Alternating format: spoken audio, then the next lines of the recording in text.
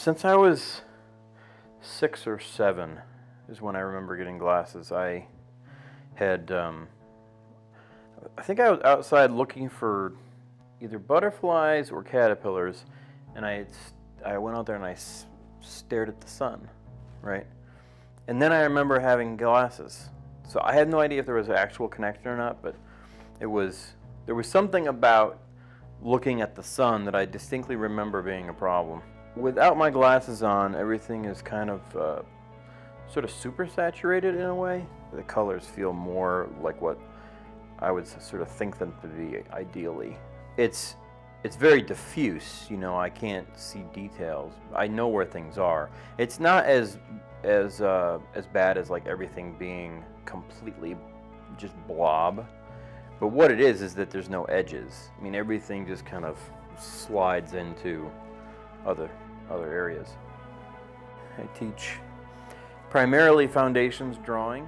So I spend most of my time working with freshmen, non-art majors, and grad students, but then I also work with the art majors in the middle.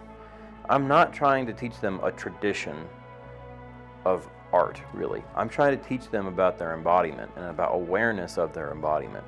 One of the things that I try to get them to understand is that while they have been led into an understanding that there's like this certainty about reality, that really even the mechanics of their eyesight is sort of almost a hallucination. They'll have like very set kind of conservative ideas about what is real and what is accurate.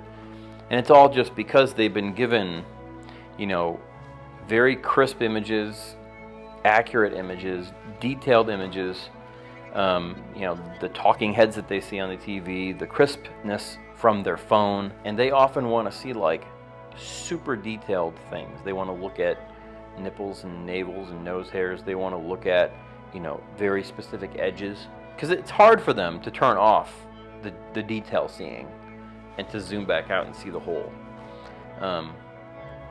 But that's another aspect of awareness. For me, it's very easy. I just look out over the top of my glasses and it becomes reduced. You know, it's more saturated in terms of color, but it becomes, you know, it's easily reducible to 3 or 4 value steps that I can start building in the gradient of. Part of my job is to sort of force them to think about the uncertainty of the world and to think about how they have to experience the perception, and like physically, but also philosophically, what it means to be a perception-based entity.